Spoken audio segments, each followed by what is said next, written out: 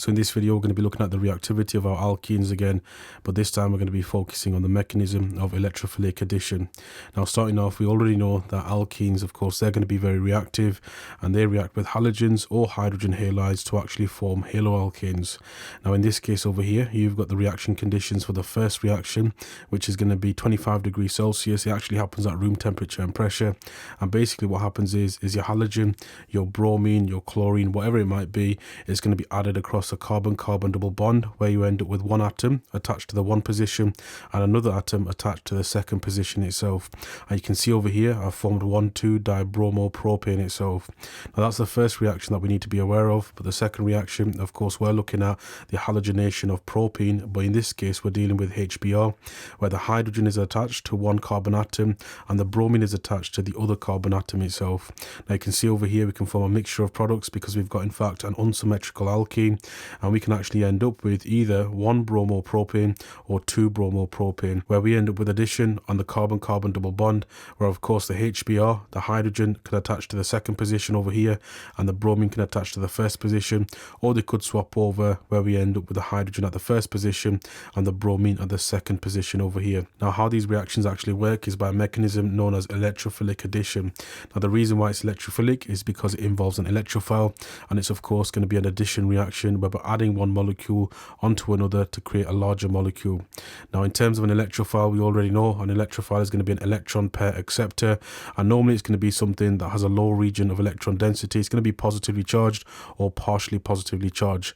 You've got here nitronium ion, a positively charged carbon like a carbocation, and then of course you can end up with the hydrogen halogen bond where you've got a hydrogen halide, let's say something along the lines of HCl, where the chlorine is going to be partially negative because it's going to be more electronegative. It's got a greater ability to attract electrons in this covalent bond, and this hydrogen therefore will be partially positive itself. Now another electrophile that you can get is of course a halogen, where you end up with something like bromine, chlorine or iodine, but in this case I'm going with bromine. You can actually polarize this non-polar molecule. You can make it polar by of course introducing with something with a high electron density close to it. It repels the electrons, and so you end up with a partially negative sign here and a partially positive sign here as well. Now this mechanism itself, it involves curly arrows which show the movement of an electron pair, and of course we know curly arrow has to be over exaggerated, and it's normally going to be coming from a bond, or it's going to come from a lone pair of electrons itself. Now we've got here an example. We've got ethene that reacts with bromine, Br2, and we're asked to outline a mechanism for this reaction, including curly arrows, relevant dipoles, and then of course the structure of any intermediates and the final product itself as well. Now let's say if I were to look at ethene as an alkene, we know of course we've got bromine over here, and that's going to be our electrophile. We've got a shared pair of electrons there. Now what actually happens is of course this region of high electron density over here is going to repel the electrons in this covalent bond over here, so they actually move more towards one bromine atom compared to another. Now what that actually means is we end up with a polarized molecule of bromine, where one side is delta negative, the one that's going to be away from the alkene, and one side that's going to be partially positive itself. Now of course I don't need to put the actual electrons on here, I've just put it on for the sake of it, but of course we would actually have to label our partial charges on our actual halogen itself. If we're dealing with something like HBr instead, we know HBr is already going to be polar, so we don't actually need to worry about that too much. But of course HBr would look something like this. Now the first thing that's going to happen is of course a bond's going to break, and we end up forming a bond between of course one of the carbon atoms and the bromine, as you can see over here. Now within this carbon-carbon double bond itself, we've actually got two bonds in there. We've got of course within that carbon-carbon double bond a sigma bond, which is very strong. Remember why alkenes are going to be reactive, because they've got, yes, sigma bonds like alkanes, they're unreactive, they've got high bond enthalpy, but they also have within there a carbon-carbon bond, which is going to be of course a pi bond, and these pi bonds are weaker than sigma bonds. They can break, and we can end up adding a molecule across that double bond itself.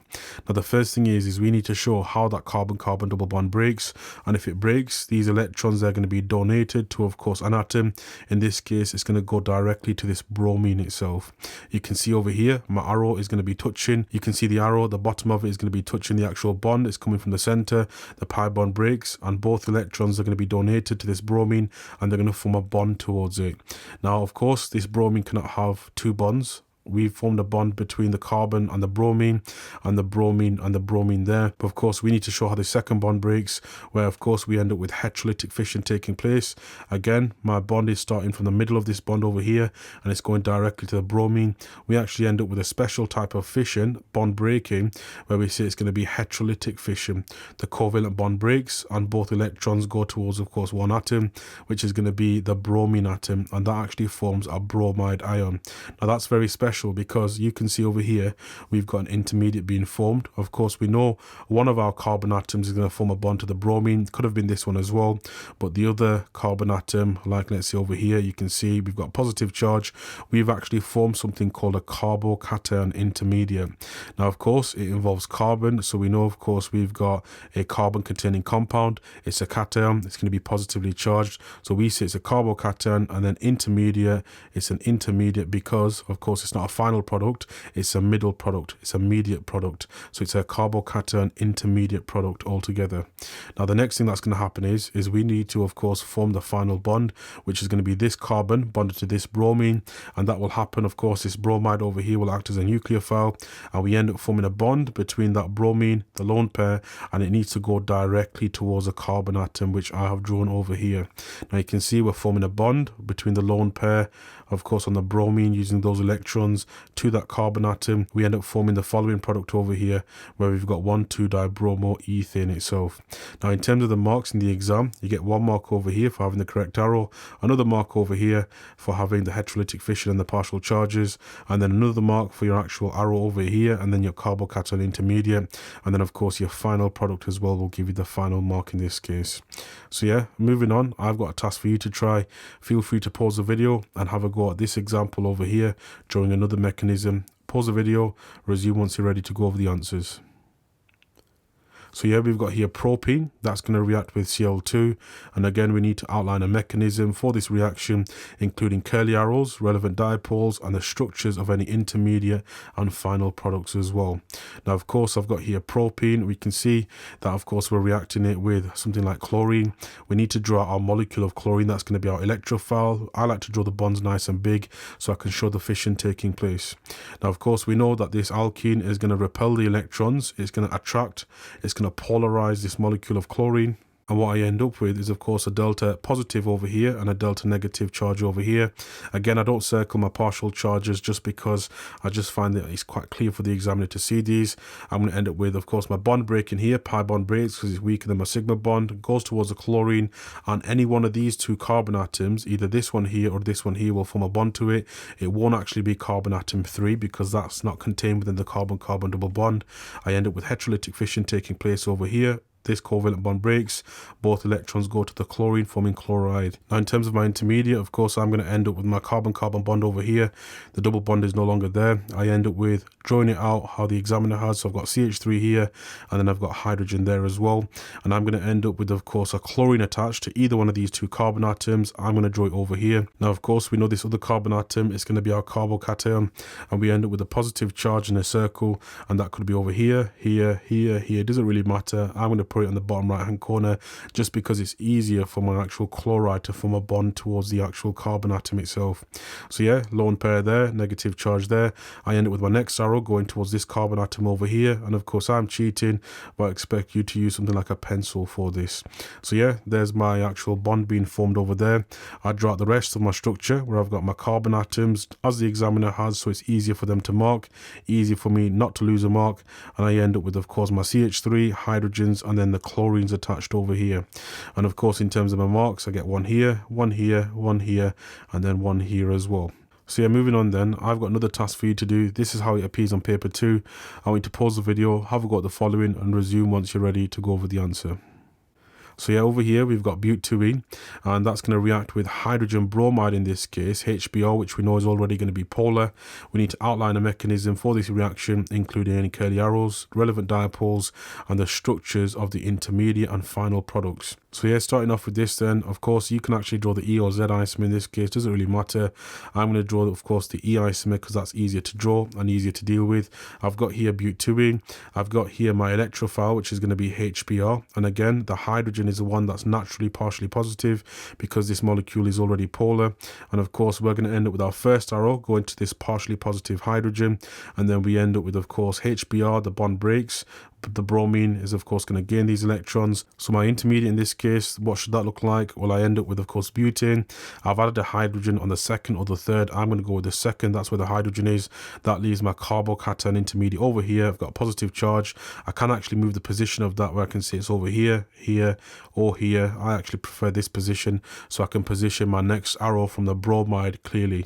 So yeah, I've got a bromide ion over here. I've got my negative charge circled, and I'm going to end up with an arrow that goes directly towards this carbon over here, and of course there's my carbocation intermediate. I end up forming then, in that case, it's going to be 2 bromo, and then it's going to be butane itself. So yeah, in terms of the marks, I get one here, here, here, and then of course here as well. So yeah, moving on then, right, we need to look at a special case where we're reacting an unsymmetrical alkene with a hydrogen halide. Just a reminder what hydrogen halides you can get.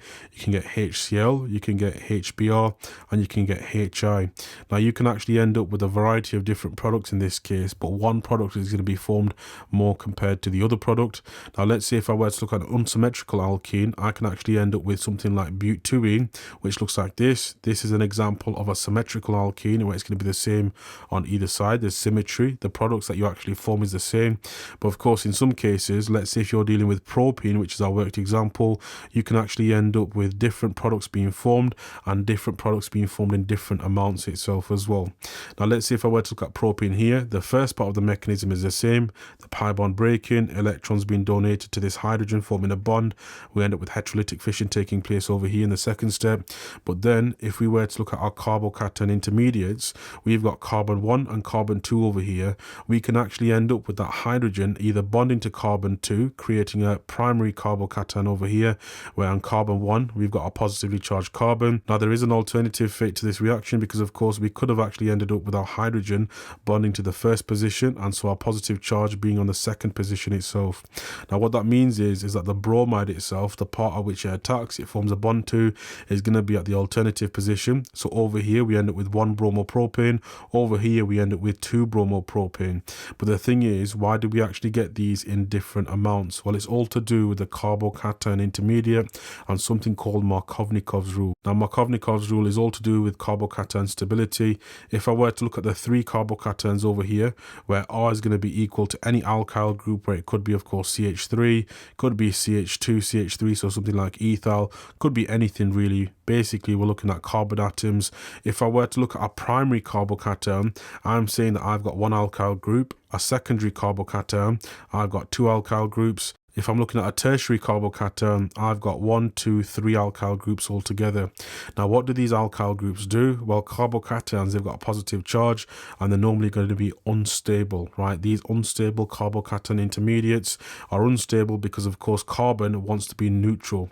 Now, if we look at it right, all of these have a positive charge, but the alkyl groups themselves, what they do is they donate their negative electron density towards the actual carbon atom, and they actually stabilize that positive charge. They make it more negative, in other words, more neutral. Now, what can we actually conclude when it comes to Markovnikov's rule? Well, of course, the more actual alkyl groups we have, the more stable our carbocation is going to be. That's one conclusion we can make. Why is that the case? Well, these donate electron density, and they actually make that positively charged carbon more negative, more neutral, more stable. It lasts longer, and so, of course, we end up with a more stable carbocation intermediate that lasts longer to react to actually form the final product itself. Now, what we can see is we can end up with 2 products. We can end up with a major product that forms from the more stable carbocation intermediate, some keywords in the exam there, and then of course the major product is going to be formed from the carbocation bonded to more alkyl groups itself, or less hydrogen atoms, or more carbon atoms. There's different ways to word it. So looking back for a second then, I've got 2 carbocation intermediates over here. Which one's going to be more stable and which one actually forms the major product? Now I need to look at my carbocation intermediates, and I need to think, okay, is it primary, secondary, or tertiary? Can I compare them? Well, you look at the top one, of course, you've got this carbon atom that's going to be positively charged, and you've got one alkyl group over here. That's going to be a primary carbocation. If you were to look at the bottom one, you've got this carbon that's going to be positively charged. That's going to be a secondary carbocation because it's got two alkyl groups attached. Now this secondary carbocation is actually going to be more stable, and so we know that the product formed from this, we can actually call it the major product, and then the top one that's less stable, we can actually call this the minor product itself. Now remember, there's two circumstances you need. You need an unsymmetrical alkene to get major and minor products, and it must react with a hydrogen halide, where you can end up with variability in terms of the products that you actually form. So yeah, moving on then, I've got a task for you to do. To practice this, I want you to, of course, pause the video, have a go at the following, resume once you're ready to go over the answers. So yeah, over here we've got butanene that reacts with hydrogen bromide, HBr, and we're asked to outline a mechanism for the reaction to form the major product and then the minor product, and we need to include curly arrows, relevant dipoles, and the structures of intermediates and the final product as well. Now, of course, if you were to look at this, what I like to do is plan out the question. I've not got butanene because that's going to be a symmetrical alkene. Instead, I've actually got butanene, which we know is an unsymmetrical alkene. So I know I can actually end up with a major product and a minor product. Now, in terms of the first step of the mechanism, it's still going to be the same. We end up with, of course, butanene over here. We've got an unsymmetrical alkene, and that's going to react with HBr. Of course, we know it's already going to be polar. That's delta negative, that's delta positive. We end up with our first arrow coming from the double bond. The pi bond breaks, and of course it's donated to the hydrogen, and then we end up with heterolytic fission taking place over here. Now, of course, the mechanism for the first step is going to be the same in both of these instances, but we've got carbon 1 and carbon 2 itself. And in terms of the intermediates that we can actually form, we can end up with, of course, our positive charge being on this second position over here. And of course, that's going to be our major kind of carbocation intermediate and hence product formed. And so we know, of course, we can end up with a secondary carbocation intermediate here, but we can also end up with, of course, our positive charge on the first carbon atom over here. And that's going to be, of course, our primary carbocation intermediate. Now, of course, we know the secondary one because that's going to be more stable. We just need to compare it. That's major. And then the primary one, that is, of course, going to be our minor carbocation intermediate itself, minor product that's going to be formed itself. So yeah, in terms of our actual carbocation intermediates, I've got here one that's going to be secondary, and then I've got here one that's going to be primary itself. So if I were to draw out the rest of the mechanism, the remaining bromide, of course, we end up forming a bond towards this carbon atom over here. I'm going to curl it, I'm going to exaggerate it a bit, and I end up with something that looks like that. I end up forming, of course, from that 2-bromobutane, which looks like this, and then of course I'm going to move that down to tidy up a bit, and then we end up, of course, in the minor one, we end up with, of course, our bromide again, our lone pair on the negative charge with a circle. I draw an arrow going towards, of course, this carbon atom, this little corner over here, making it exact. And I actually end up with, in this case, right, it's going to be 1 bromo, and then it's going to be butane itself. So again, both of these reactions, you need to know how to draw the major and the minor product. It's just a bit of thinking before you actually do the question itself.